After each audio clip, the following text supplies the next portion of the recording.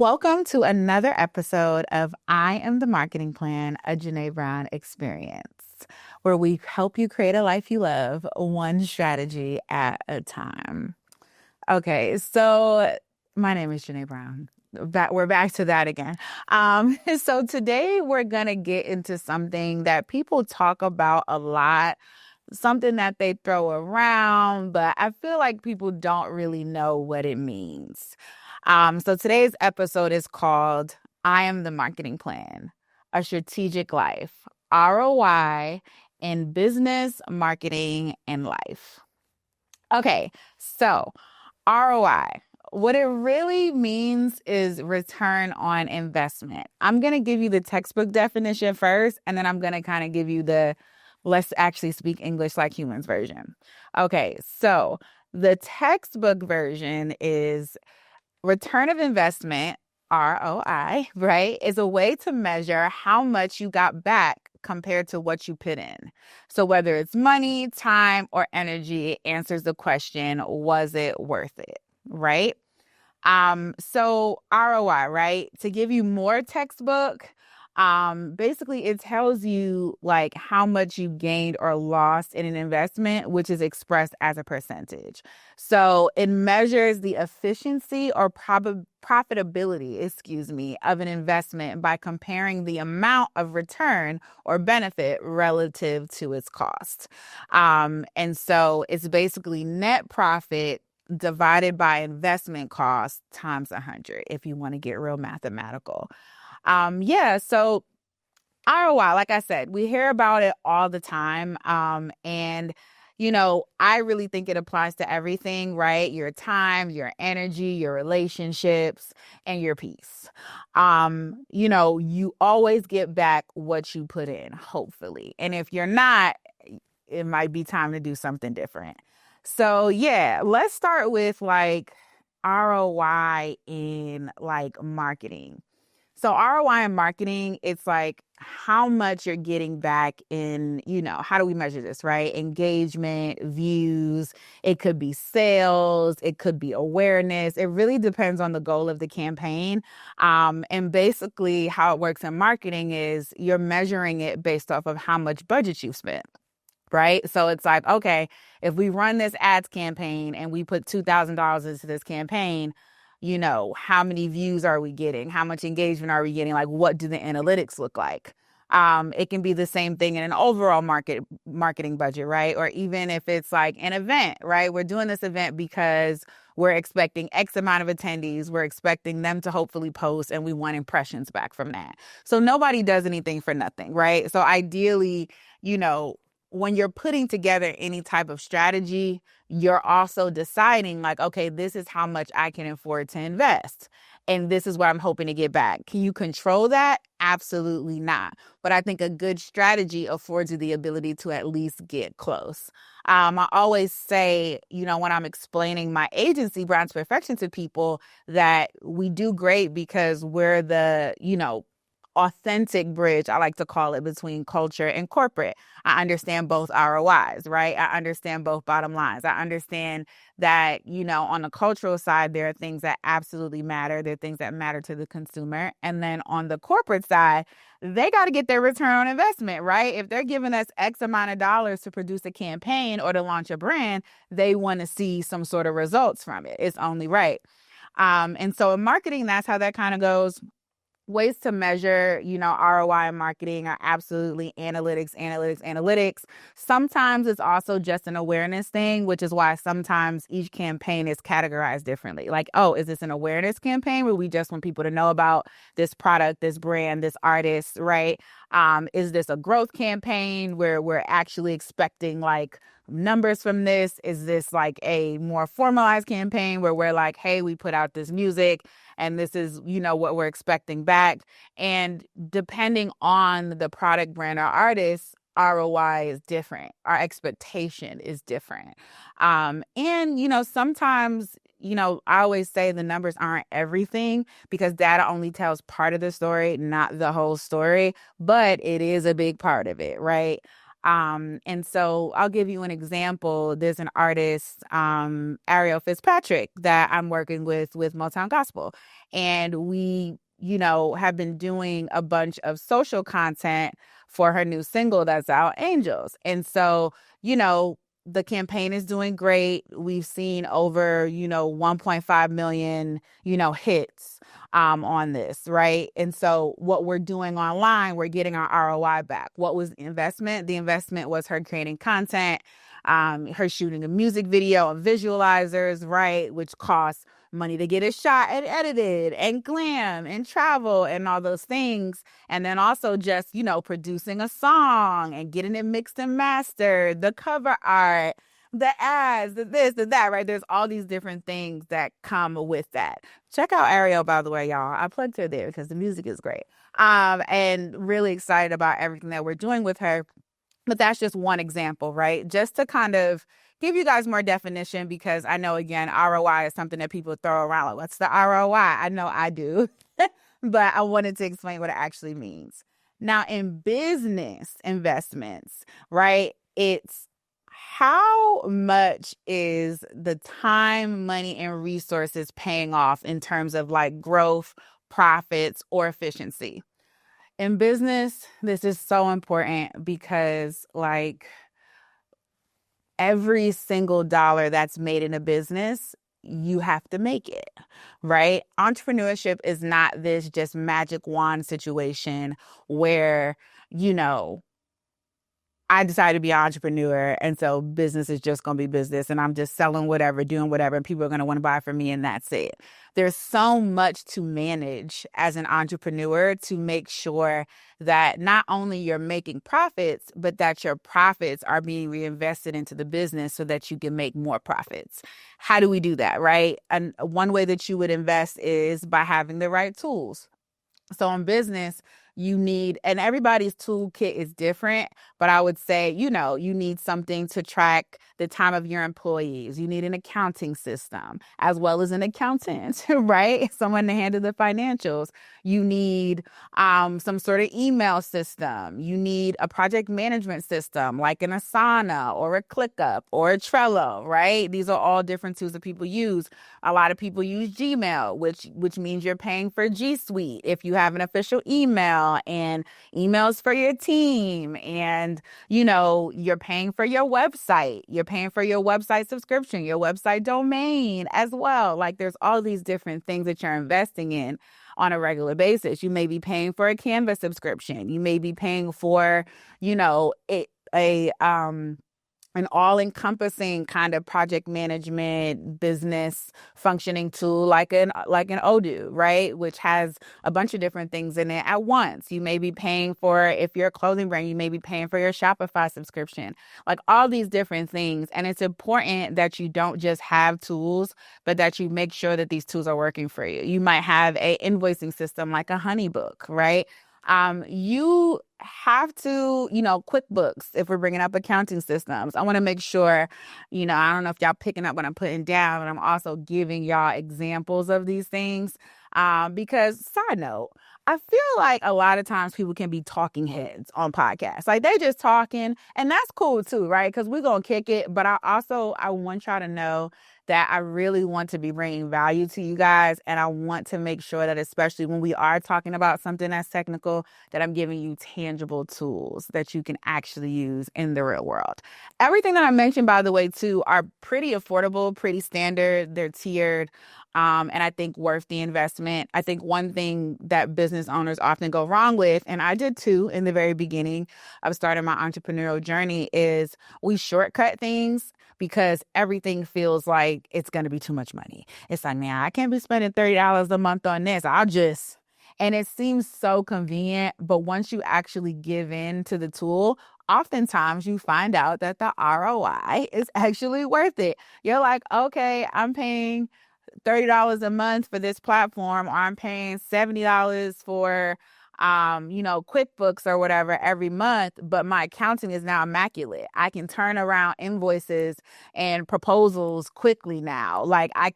I'm actually making more money because I've invested in tools that can help me automate my business and keep things more organized and together.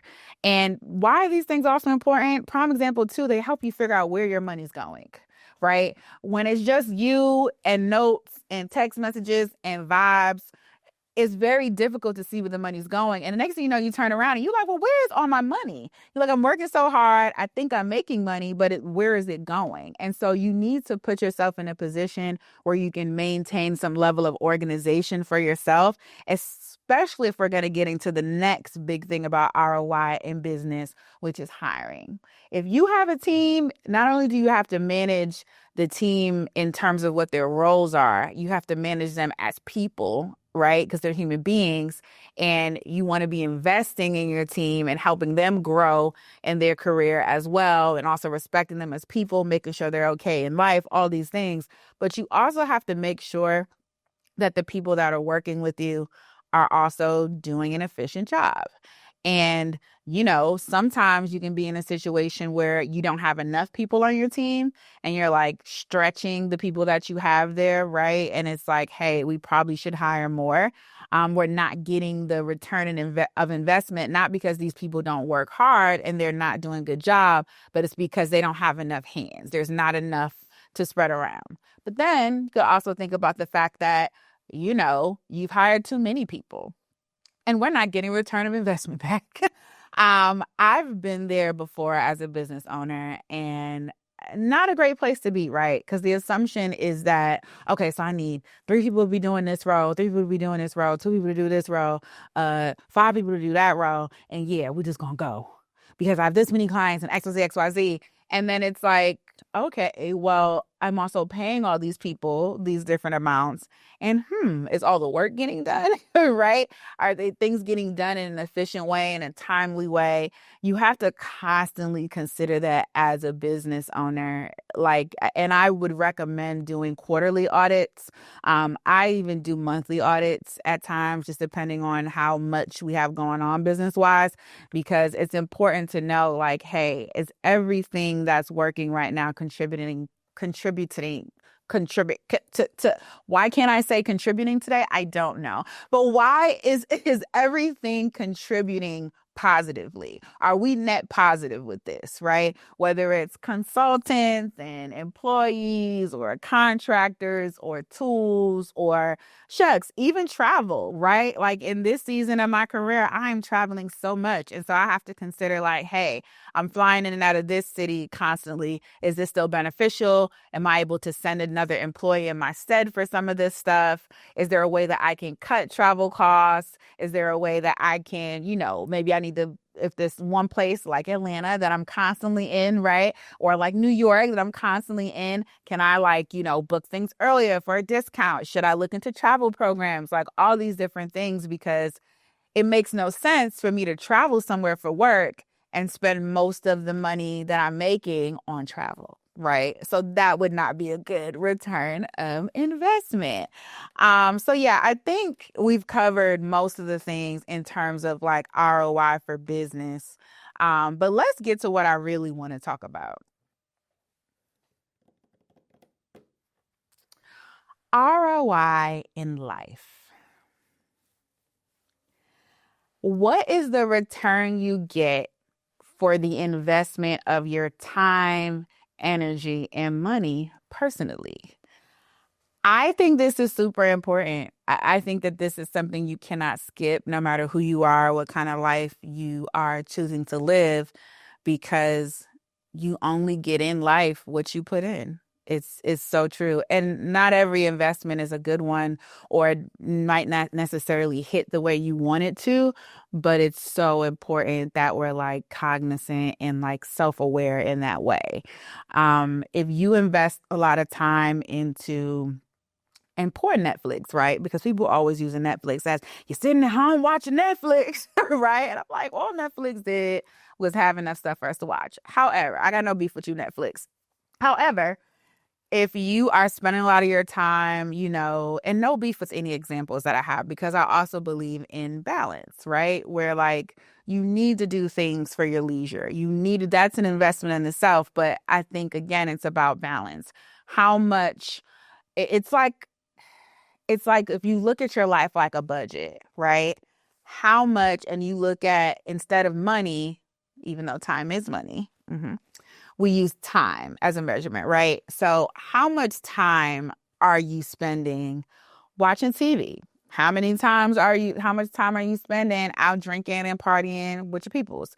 How much time are you spending in a relationship, a romantic relationship, or dating life? How much time are you spending for fitness, for exercise, for taking care of your body? How much time are you spending for self-care, resting, relaxation, sleep, meditation, eating healthy? How much time are you spending just nurturing other types of relationships in your life, like friendships and family relationships? How much time are you spending in career, right? In work? How much time are you spending in creativity?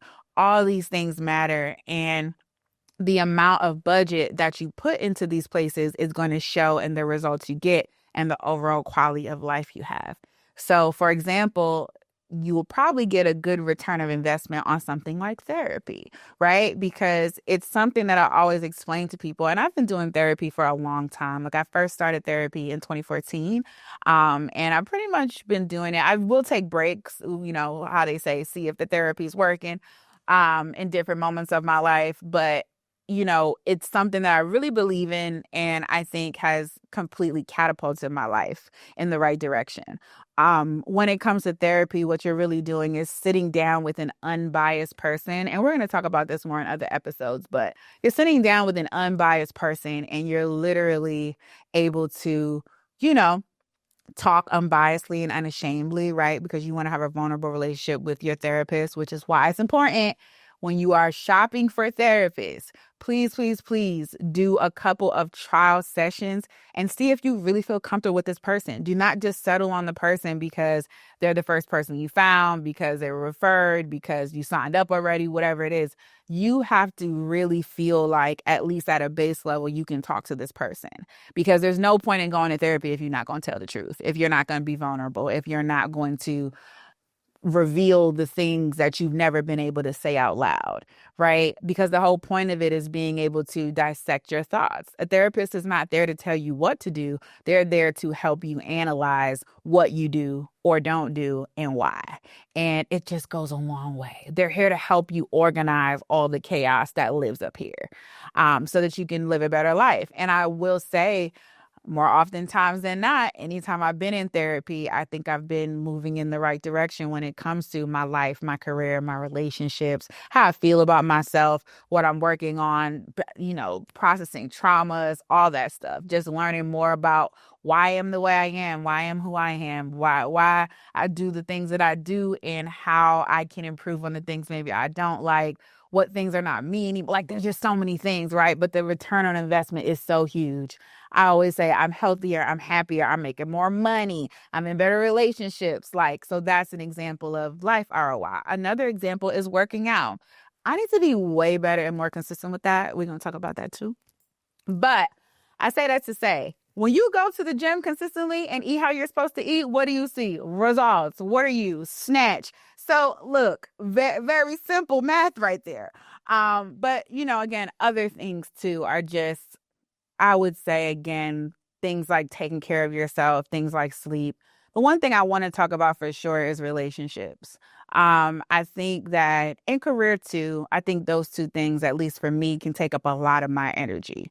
I love my work. I love my work. I love my work. A psychic once said to me, looks like you're married to your work. I am, right? But I still have to be mindful of how much I'm investing into my work life. I'm no good at my work if I'm not taking care of myself. I learned that a long time ago. And I'm no good to anyone if I'm not being good to myself. So I have to be mindful of how much my self budget, right, I'm putting into career. I have to have boundaries for my work because I do love it. And when you love something, you're passionate about it and you want it to work and you have this huge vision and huge level of ambition, and you know where you want to take it, you can often overwork. You can often, like, the clock don't exist. I'm up at all hours doing all things. I'm gonna take this call. I'm gonna send this text. I'm gonna be there. I'll go. I'll join this meeting. I'll do this. I'll stay up all night to do this thing. I'm gonna go find somebody for this. And it's like, because I want things to go as perfectly as possible. Which is not a real thing, by the way. And things can be great, but nothing will ever be perfect. And remembering done is better than perfect, right? And remembering that, like, thankfully, I don't work in the trauma unit. I don't work in the ER. One of my bosses told me that, and I might have said this in the last episode, but it's really real. Like, everything's an emergency in the entertainment industry and the marketing world and the business world, but nothing's really an emergency, guys. Like, unless it's an emergency, and you know when it's an emergency. But there's this sense of urgency, right? Which you should have. Let me not even say that, because the sense of urgency is not the issue, because I think I have a natural sense of urgency for the most part. But there's this, like, you ever feel somebody like a little kid, like, just tapping and tapping and tapping you? I think people do that. And a lot of times in corporate or in entertainment, what it really is their own anxiety. And people often can be in a place where I don't think it's on purpose, but they project their anxieties and their things and their energy onto you. And so you do have to really be mindful of your energy budget. Like, do not let people wear you out. Like, you got to really set them boundaries and hold to them. Like, people know, for the most part, Junae ain't working on a Friday. Get somebody else to do it. Unless this was something we already planned out as scheduled ahead of time and I agreed to was happening on the weekend. No way, Jose. Mind you, I work on the weekends, but I like to work at my own pace. I like to work without uninterrupted, right? I have an alarm that goes off on my phone at 10 p.m. every night. And it says, if it ain't done by 10 p.m., it don't matter today. Tomorrow's another day, right? Like, you have to give yourself these things. And, there are parts of my life where, I'm always on, right? Which is pretty much all of it. But, I manage our artists. So that's one person that, if he calls me, unless I'm really doing something and I can't pick up, I'm likely answering the phone. But other areas in my life, and of course, like family and close friends and stuff like that, but other areas in my life, it's like, man, this could be an email or a text, or, you got to say, hey, can I hit you back? Hey, what's going on? Or, hey, I'll be available on Monday. You got to do those things for your own sanity and for the sake that everyone, I think, knows what their burnout meter is. We try to act like why am I so burnt out? It's like, you knew 3 weeks ago that things were getting overwhelming for you and you didn't put your foot down. And so I want to encourage everyone to do so, especially creatives, especially women. And definitely Black women, because we will work till we work to the bone. And people of color, period. Because, we working for something, right? Not that everyone isn't, but we're often coming from a place of, we're trying to break generational curses. We're trying to get to other tax brackets. And we already have to work twice as hard for half as much. But don't kill yourself, y'all. I've put myself in some really rough positions, I think, mentally, spiritually, emotionally, physically, by overworking myself. And I ain't through the woods yet, but I think that, I've tried to add things to my life or take things away that just don't honor having a more peaceful existence. And my most creative, most wonderful self is one that is well rested and has balance in her life and is budgeting her energy accordingly. And so that also brings me to, another self-care thing I do is I get a massage once a month. Listen, the months that I don't get it, it shows. So it's something that I've been doing for years now. And I hate when I'm not doing it because I'm like, my body's tense. I don't necessarily get prioritized. I was about to say I don't get to work out as much. I'm trying to change my language. I don't prioritize exercise as much as I should when I'm on the go. And so it's like, I need to stretch more. But like, I got to get these kinks out because that stress, that inflammation will live in your body and it's no good. But I get my return of investment because I work and I feel good. But I want to get to, this last pillar of ROI energy, and it's definitely relationships. So when it comes to relationships, right? And how much energy you're spending there. Let's be real, y'all. We all want to say, oh, yeah, I'm focused on me. I don't let nobody boop, boop, boop. I don't let nobody ruin my peace. Boo, boo, boo, boo. Insert this meme, that quote, that quote, that quote, that quote. Right. However, we've all been in a place before where we were investing way too much in a relationship, situationship, just dating in general, whatever you got going on, whatever rocks your boat, too much. And that will drain your energy. I mean, sometimes it's just a generally draining person, okay? But other times it's just something where you're misaligned, right? Like this person or this relationship isn't aligned with where you're trying to go, who you're trying to be, how you trying to be that person, and you're holding on to it instead of letting go.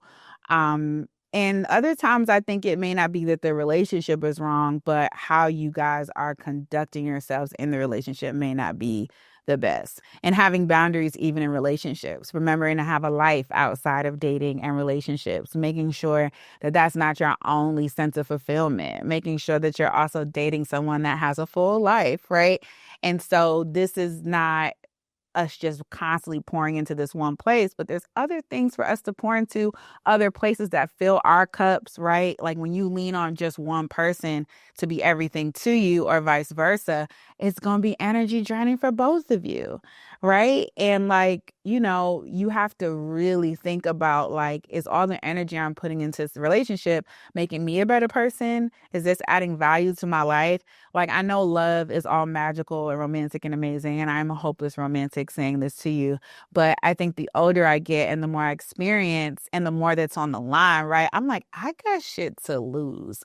I cannot afford to have someone in my life in such an intimate way that I know can affect me if it's not right. Like nobody's perfect. You're not going to get it right all the time. But I think just going into relationships and dating, knowing, and even friendships, right? Because friendships can be draining, family relationships can be draining as well. But you really have to be mindful. Like, do I get energy from this experience or am I only giving energy from this experience? And when I put out this energy, am I getting it back? And is what I'm getting back worth keeping this in the same realm that it's in? Because I also do believe that, there is a hierarchy in relationships. And I think that the relationships that feed your soul should be given more access. And the ones that maybe don't or maybe don't in the way that you would like, I think those are the ones you kind of keep at arm's length.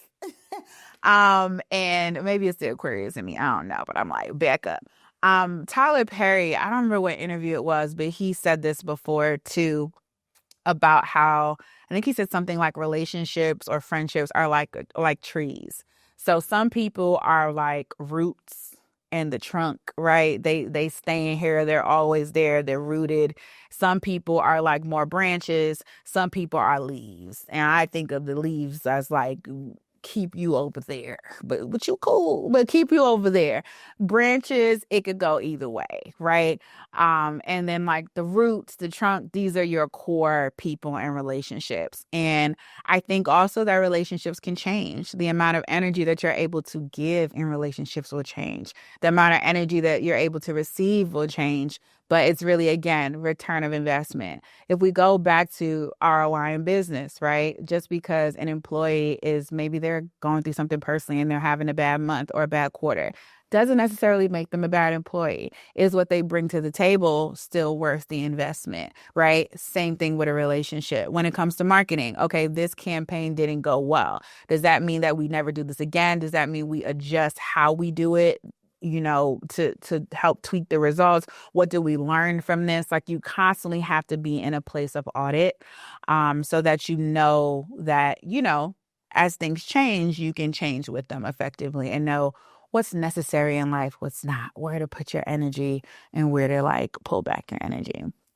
And so, yeah, I would say ask yourself, like, What is your ROI in this season? I really want to challenge you, if you're watching this or listening to this, to do a audit, right? If you are in business, definitely do a business audit, okay? You should be doing that quarterly. And like I said, if you're a CEO, I recommend doing it monthly, because as your business changes, so will what you need, so will what is good ROI and what maybe isn't so great ROI. If you are in business, in like, career, I would say, or especially if you're in a creative career place, I would say definitely do an audit as well.